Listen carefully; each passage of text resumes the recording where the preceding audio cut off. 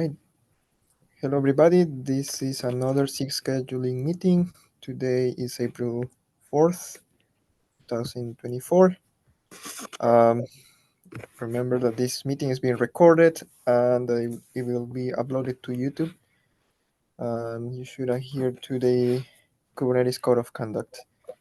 I'm going to quickly share my screen. We have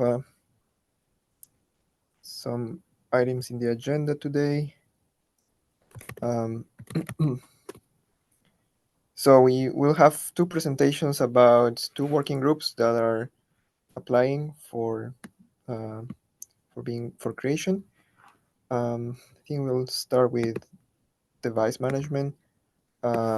John, let me just put it first. Sure. Presentation is a strong word, I think, Aldo, but what I will say is we've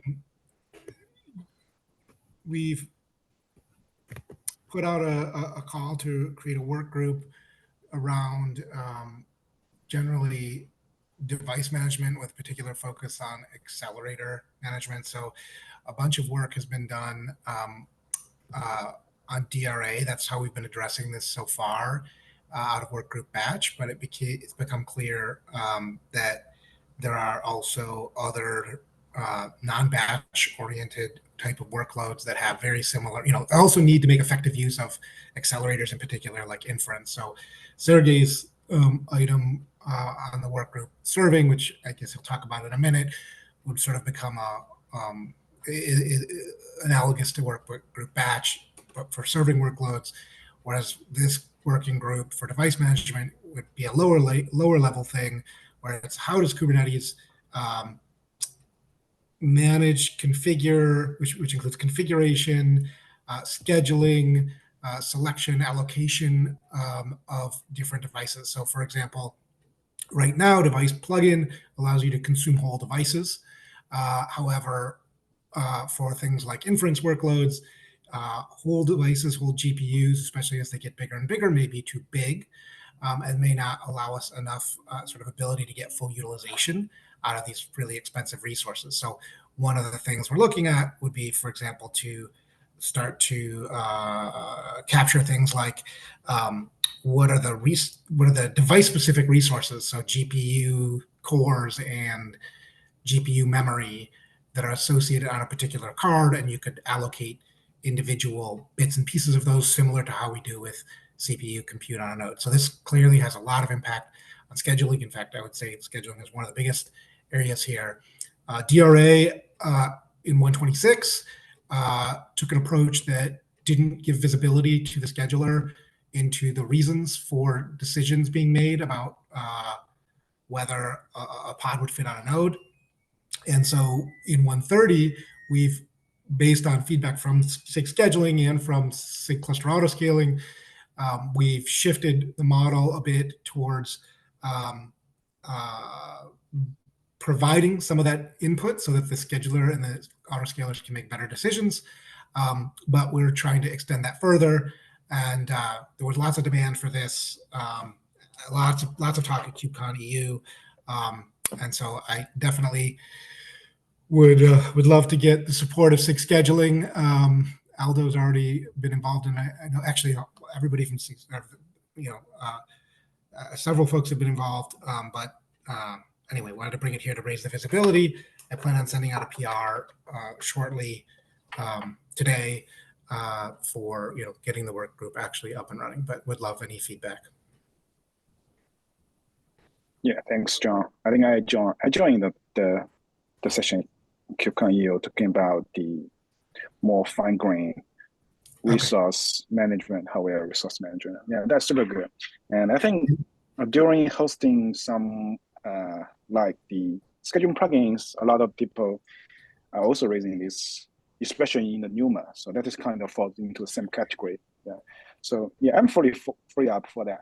It's just a tricky question is that how can we define the scope of the two working groups, serving versus the accelerator management? I think there are some pieces overlapping.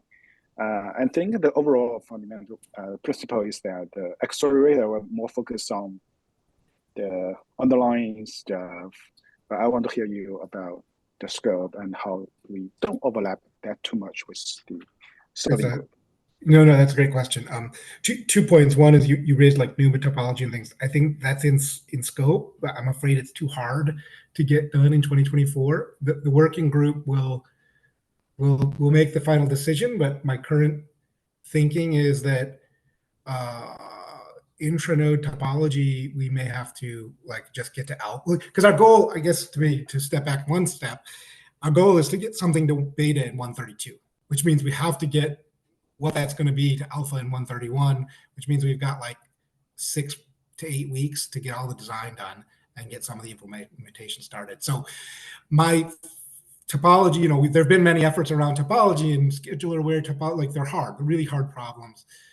I'm starting to think, and this is just my opinion, there's other people involved who may disagree. I'm starting to think we may have to carve that out. So from the point of view of scope of this, I'll be defining in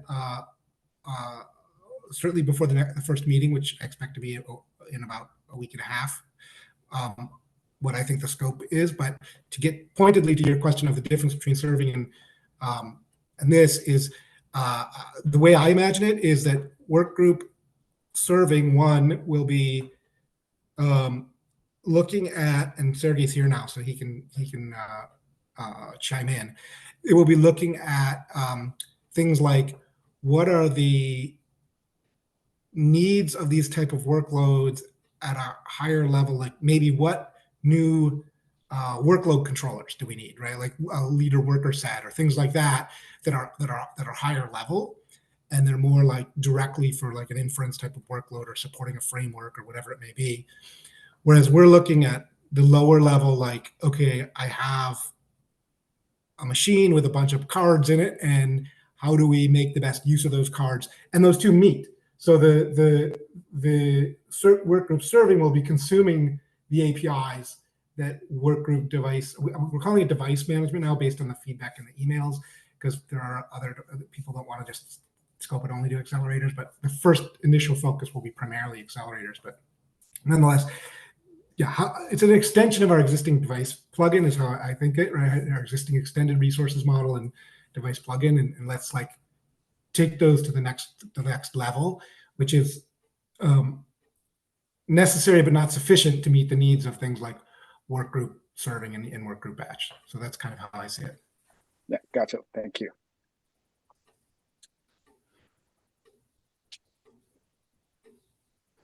So there was a lot raised on the email chain around topology. There's a ton of interest in that topic, and I'm kind of trying to fend it off a little bit because I'm afraid it's gonna be too much. Derail too much. Yeah. Yeah. So I don't. But like I said, like there may be some of it. Like I think one of the things people have raised is this idea of like topology with respect to, maybe I'm getting off topic here, but like topology with respect to like I have a GPU and I have a network interface, and I don't want any. They're from different vendors, so there's different drivers publishing the data about them, but I don't actually want anybody to use this network interface except for somebody who's using it in conjunction with this GPU. So I just when I want a GPU and an interface because I'm going to use it for like a local high bandwidth link for that GPU, I want them in the same, PCI bus or something like, right? So those are topology questions that are definitely things people are raising. And so we'll have to explore how we might solve those. There's ways we might solve them that are not having to be the general purpose solution of topology. But anyway, I'm kind of digressing.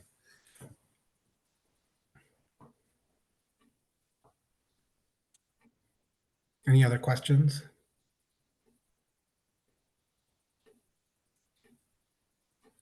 Hi, just wanted to introduce myself. I am Sanjay from joining from NVIDIA. So it was, I think this is a great effort you're leading, John, and topology is definitely one of our very, important objectives.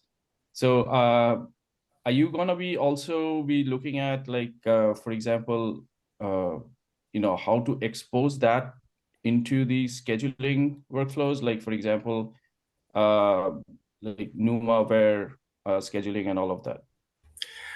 I'd like to, but what I'm sort of saying is, personally, and this is my opinion, and there's other people who have different opinions potentially. My personal opinion is that I want to kind of target an alpha topology in 132.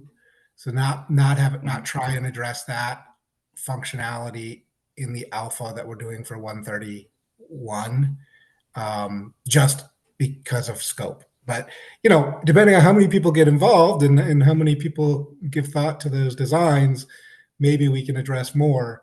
But it's always hard with open source to plan landing scope and individual releases, because people's schedules are very flexible, or in flux, I guess is a better word.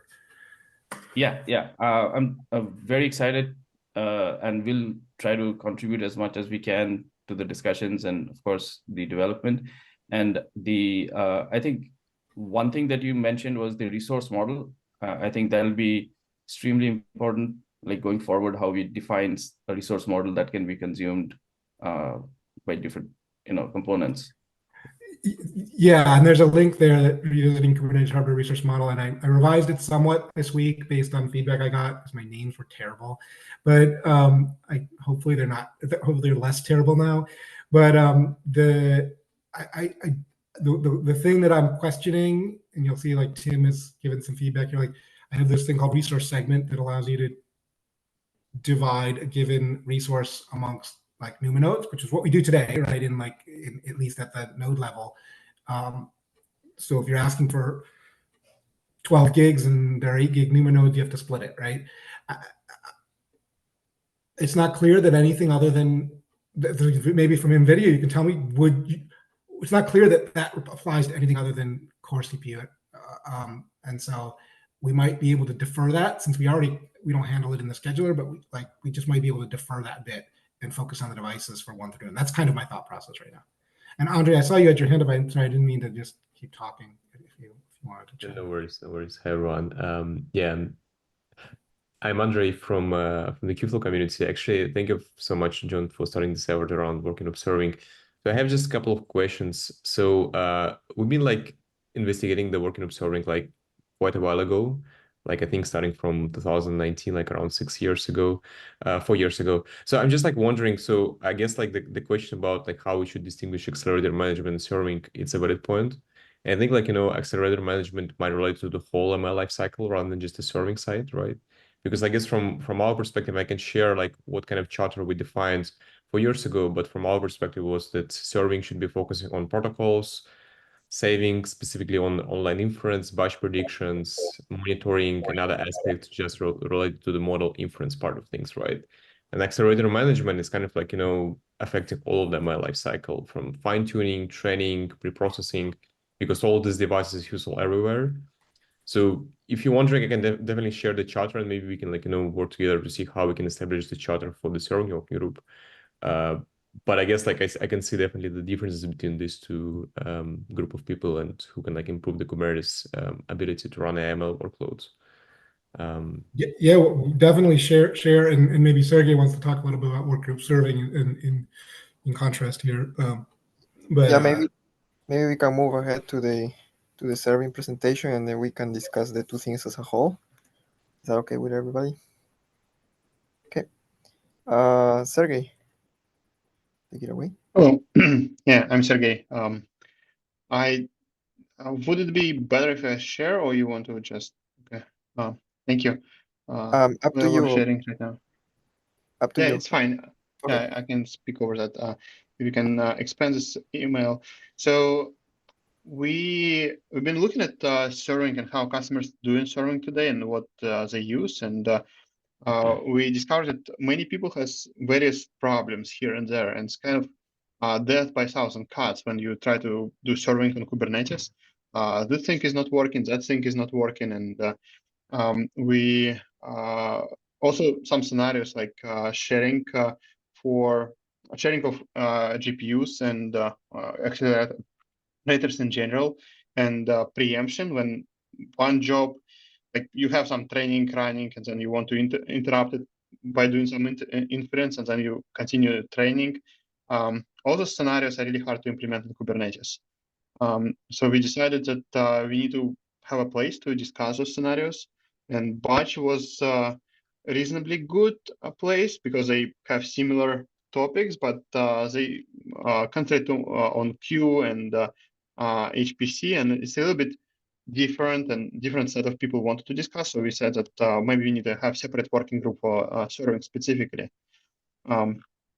If you scroll a little bit below, there is a link to use cases. No, here on screen. Yeah, can you please open it? Yeah, so what we started with is we collected some use cases that may be interesting starting point to understand what we really want to achieve, and like those use cases explain what gaps we have in Kubernetes when we talk about serving and how we can address these gaps. One interesting topic, like I think we talked to people like Kaito, for instance, team. Kaito is a Microsoft project that is currently in Azure organization, and they implemented some sort of CRDs on top of Kubernetes that will express model serving, and they target scenarios, different scenarios. In one of the scenarios, for instance, multi-host serving that we also want to target.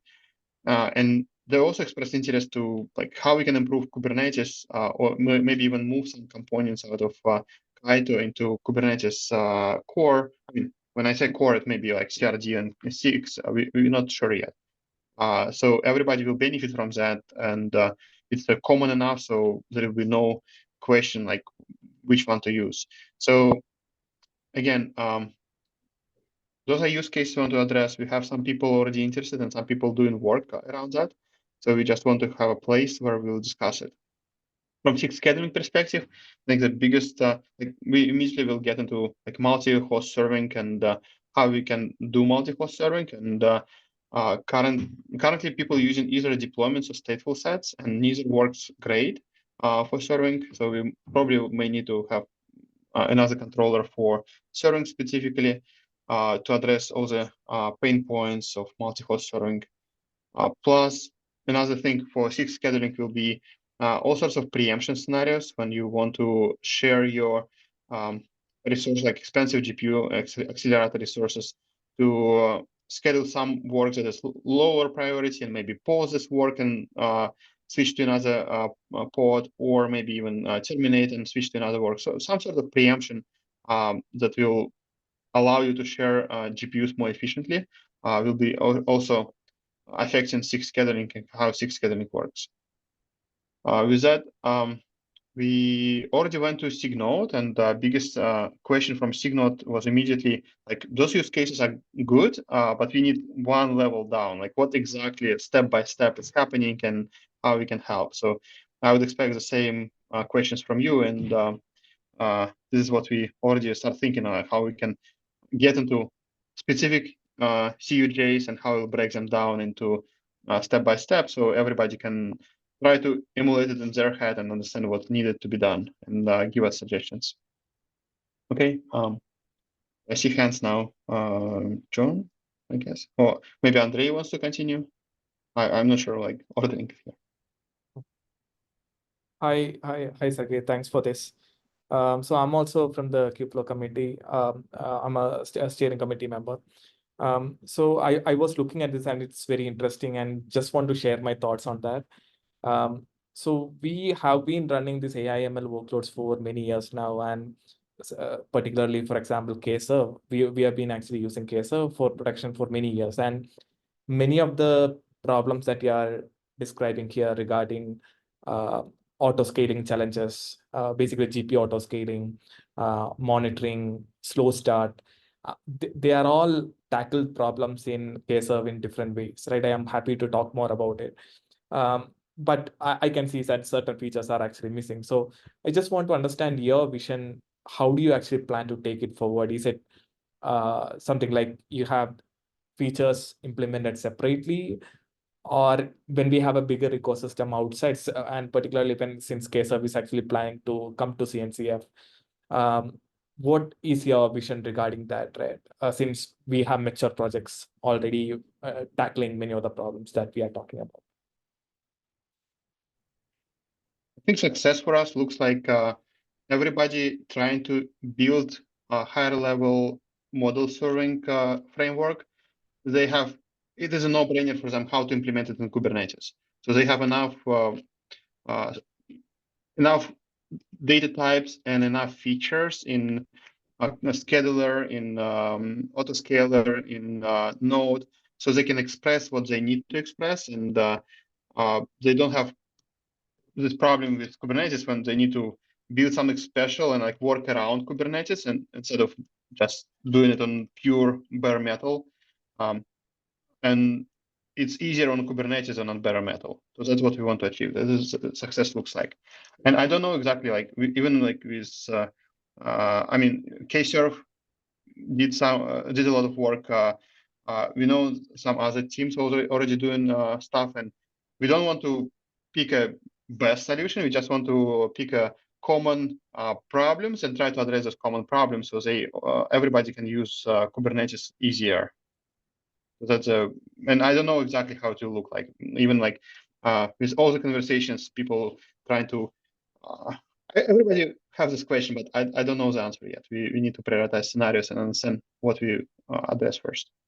Right. Okay, so for example, it's a Kubernetes native solution, right, which is actually built on Knative and other things around. But many of the problems that I see here is exactly in the same domain, and there are solutions to many of this. But again, I can see that certain features, like for example, multi-node inferencing, for example, right? Like that's something which is not it. So I was thinking, like, are you planning to have a separate controller which is tackling feature by feature? Because that doesn't actually help from a higher model serving perspective, right? Because you need all the features in to actually have a production level system out. So that's where like I'm a bit confused. How do you plan to take these features into a production level deployment? When you say you need all the features, like if you will provide something better than stateful set to express multi-node model, you don't need to implement everything. You just need to provide a controller that will schedule it all together. It will react on failures differently than on stateful sets. So there'll be different behavior sets that you can use, and then on top of it, you can build whatever extra features needed for a specific framework. So I don't see conflict here, and I don't think Kubernetes, like same with what we did with Q in batch. Like Q doesn't replace other solutions. You just propose one way to do stuff, and you can build on top of it. Right. But when I'm thinking purely from a deployment perspective, like I really like to have auto scaling, GPU auto scaling, like I need to have multi-node inferencing, like I need all these features monitoring together, like as a single solution, right? Like if there are multiple controllers, which is looking at individual features, when looking from a serving perspective, it doesn't really help in adoption because I need all these features together, like for a production level system.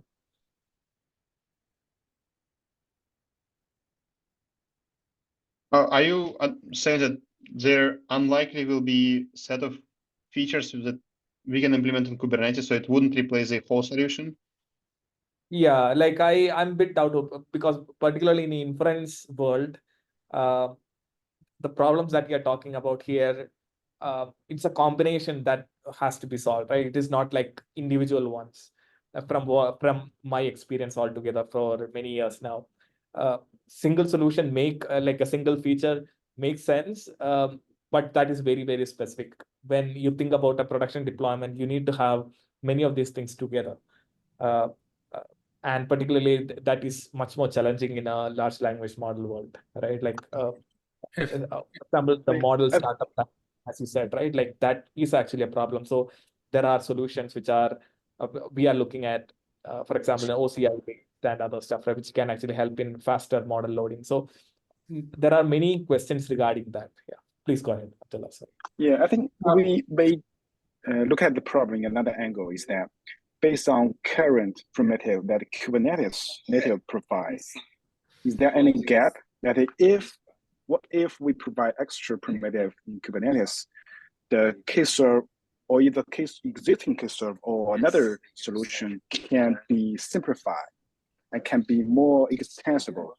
So take the end user, for example, right now, maybe they have to, maybe the most popular solution is use K-serve, but maybe I want to learn from you, is there any like deployment complexity or some others can be simplified if Kubernetes provides another layer of primitive, no matter it's in the node level, string level, etc., etc.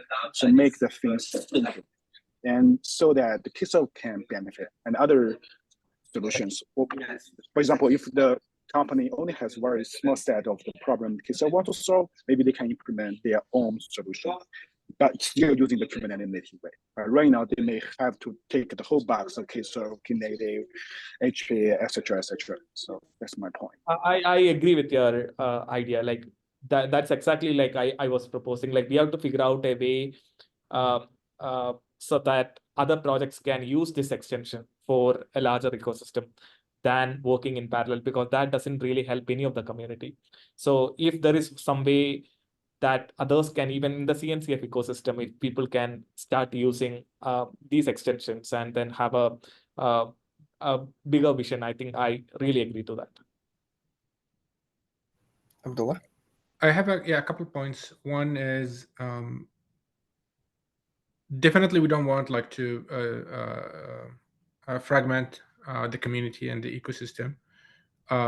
But one advantage of this serving working group is quote unquote closer to Kubernetes, like upstream Kubernetes, and so there is a chance that we can push more enhancements that support these types of workloads into upstream Kubernetes. And that's why I would like to hear is the open invitation to the KServe community to actually join the group as well and inform its work. So how we can get some of the improvements, for example, that was done in KServe into upstream Kubernetes, making standard as well. But the other thing here is, I actually don't fully agree that you need the full, like the whole thing for it to be a production workload. I think we see actually pushback from users that, like, for example, KServe as a whole is just like a large package, right? They might want to compose a solution from composable building blocks that fits their infrastructure and their platform and their deployments. They don't want to bring, like I guess Wei mentions, like they don't want Istio, they don't want Knative, they don't want all of that. They want something simpler. But they want to know how to deploy, for example, multi-host server. They want to know how to configure HPA to basically scale up and down these workloads, which have different characteristics from web serving. Potentially, for example, standardizing metrics around some of these things, like maybe, for example, normal, like what we see, like for example, device utilization metrics like duty cycle are not good enough, and so we need to standardize metrics around queue size or latency from these model servers and establish that like as a standard. And this working group could try to push that, right? Not just within Kubernetes, but also like reaching out to VLLM, to TensorRT, to Hugging Face TGI, all these model servers, and try to get them, for example, to be more composable with Kubernetes.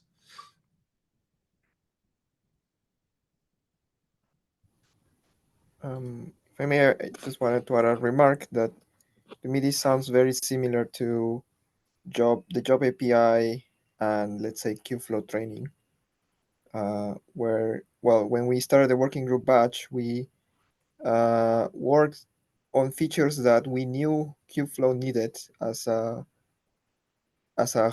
lower level building block, and we built them gradually. Even though at the beginning the Kubeflow community was not directly involved, we kind of took the the things that we thought were more universally useful that could benefit other operators. So I'm bringing those down to Kubernetes, to the job API. And of course, that was a very slow process. Right now, the Kubeflow community is coming back to us to better do a much better alignment, which of course takes years. In this case, I think there is a high urgency, so it might be harder. If we will just make our lives harder if we go that way. So from as a learning from the working group batch, I think we need to double down on bringing the Kserve community and whoever else is building serving frameworks to come. And I think Jonu, I think you are, if you can be the steward to bring those people to this new working group. I think we could have a better success story or a faster success story than working group batch had. Sure. And And I agree with that vision of standardizing stuff and upstreaming all the common things, right? I completely agree. And if you look at the case of history, uh, Istio, Knative, everything came into the stack, particularly because um, there was no simple solution to solve, say, for example, serverless, right? Like Knative was actually providing it. And that's how the stack became a little bigger, right? As you rightly said. And then there was a different effort to like a road deployment where like things are not dependent on Knative anymore. And we could actually use other autoscalers, for example. So when we have standardized mechanisms and something which is common for all the serving platforms, I think that is really a great idea. And if we can upstream that like common changes together, um, I think that will be really valuable for all the frameworks, right? And that simplifies the stack for individual for the serving frameworks as well. I agree there. okay, I have maybe two pieces of feedback for the proposal. One is I think it should be a goal to include all these existing communities into the working group.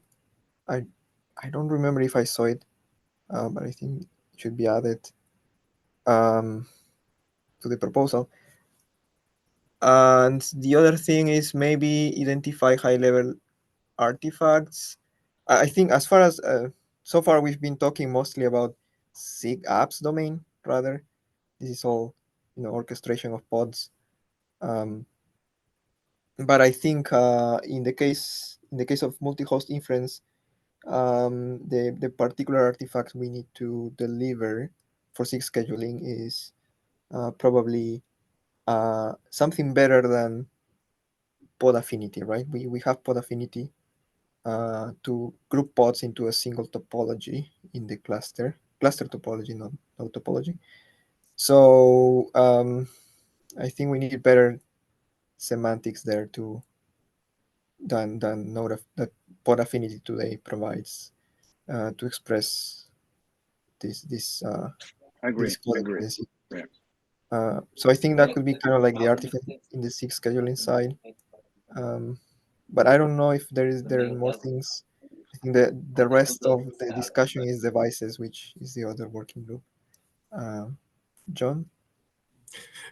Yeah, I just wanted to comment on that. Like, that's definitely when I say topology, I think of both intranode, like the internal node topology, and also the inter node, like the network topology typically, but it could even be other things. Like at KubeCon, people were talking about disaggregated devices, so you'd have a PCI switch with a box full of GPUs and a PCI switch, and they can be dynamically attached to nodes, right? So there's a topology there about which nodes are on the same switch, and so all of these things we have to address. But I am, like I said earlier, I have thoughts about that, like all of these sort of topology, like you were saying, anti-affinity and affinity and all these things. Like node is just another type of topology, really. But like I think that trying to do that is going to be hard, and I'm skeptical. I'm skeptical on timeframes for that. So we'll have to understand the urgency of the different use cases and what we need to address there. But Um, the goal of the device working group would be to like provide the data, right, upward. But go ahead. Yeah, I agree. But at the pod level, we still need topology awareness for this group of pods to be in the same Yes. topology, and that's somewhat independent from devices. Not 100%, but I think we can make progress without necessarily caring about the details of devices. But so with that, I think maybe some like management questions is like how are the working groups going to interact with each other?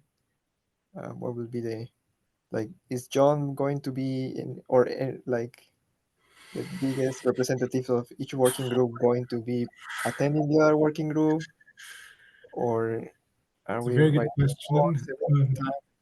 how do you envision the So collaboration? I can speak for where I'm thinking. So I'm thinking about for the device management working group, accelerator management. But I tend to think that there's these constituencies like device vendors, cloud providers, end users, cluster administrators, ecosystem projects, and the SIGs in some sense, and the working groups are also sort of constituency, like so that the serving and batch working groups are constituencies that are sort of feeding requirements downward to us, like, hey, we need this, and the resource model doesn't allow us to represent specialized network connectivity to nodes. Could we do it there, or do we need to talk to SIG Network and create a different way to do it? Which is, those are different alternatives from a Kubernetes perspective of how to solve the same problem. So I definitely would hope that somebody from work group serving and work group batch would be involved. But yeah, there's probably going to have to be bilateral communication there, and there's too many groups, and like I'm trying to get. So my goal is for our first meeting to get some people to volunteer, like to represent each of those or own each of those constituencies, and like encourage, like somebody's got to reach out to different alternate schedulers and different alternate cluster autoscaler communities and ask them to come participate, right? Somebody's got to reach out to all of these, and so it's too much for me or me and my other chairs, because there's 3 of us who are chairing this, Kevin and Patrick also, like it's probably too much for us even to handle. Like we're going to need to work on that. So that's a challenge. There's just a lot to cover. But anyway, that's my thinking. Yeah, we will need to cross-pollinate, and I mean, this is exactly what happens between DRA and Node teams, because largely there are same people on Node, SIG Node meetings, and DRA proposed like meetings. But the problem is that not everybody on SIG Node wants to deal with DRA. There are people who still work on something else still. And that's why separate meeting time was needed. Otherwise, agenda was always overflowing with something else. And then if it also was only about DRA, then people will lose interest. So separate forums definitely needed, but then explosion of working groups, probably will be delegates back and forth in every single group. I, at least myself, will try to attend both plus SIG Node, but I barely go to batch these days. Okay, I guess with that, I think we. I have a last point if I can make. Sorry. One thing, maybe I don't know what John was saying, is that and how we can think about maybe some use cases that we can focus on and collect individual use cases from the different vendors and things like that, and how they want to use topology and network topology, intranode topology, and all of these kind of things, and maybe try to tackle based on these. Right. That's right. That's spot on. Like so NVIDIA, Kevin's given a bunch of use cases. We have a handful of use cases from other folks, either at NVIDIA and other places. I'm trying to get Sergey and his crew to give me more use cases on Google's TPU devices, right? So we need to encourage exactly what you said. Use cases from each of those constituencies, as I see it, are going to provide use cases and requirements and input, and then it's a matter of like trying to synthesize all of that into some useful abstractions, and it's Makes sense. that 100% though agree. Yeah. Thanks. Okay, with that, we are 1 minute left. I think we can say that you have my support from SIG scheduling for both working groups. Although in the PR, I don't know if the steering committee will ask about it, but if we can have some high level idea of how we're gonna cross pollinate, I think otherwise it will be unmanageable for all of us to attend to every meeting. I'm already in working group batch, and attending 2 more working groups would be close to impossible. Or maybe, I don't know, I guess we can distribute with Wei and Abdullah. I'm not sure yet what could be a solution, but if you have some ideas, maybe it's worth putting in the proposal. Any? I don't. There was. Yeah, go ahead. Yeah, I don't have further things. I think the proposal has been pretty comprehensive, including listing use case and solutions and the status nowadays we are facing. Yeah, pretty good document. I will certainly be attending the working group, serving working group meetings. So it's like as a SIG scheduling rep as well. Okay. So I guess, okay, sounds good. With that, I think there was one more topic in the agenda, although it's more of a call for the SIG scheduling maintainers approvers to review these PRs from that were already reviewed by Kensei.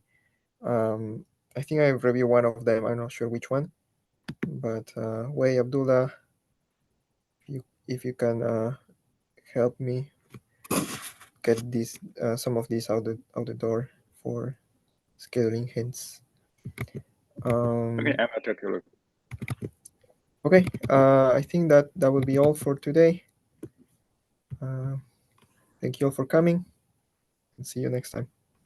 Thank you. Bye-bye. Thank you. Bye.